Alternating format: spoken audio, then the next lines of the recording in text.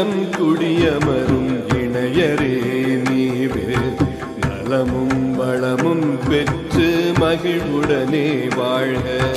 அன்பும் பண்பும் 16 சிறப்புடனே பெருக.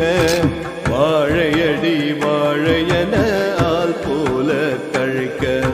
கல்வியும் செல்வமும் வெற்றியும் பெருக. சீரோடும் சிறப்போடும் குலம் விளங்க வாழ்க. இல்லறத்தில் மகிழ்ச்சியும் நீளாயுளும் பெற்று பேரோடும் புகழோ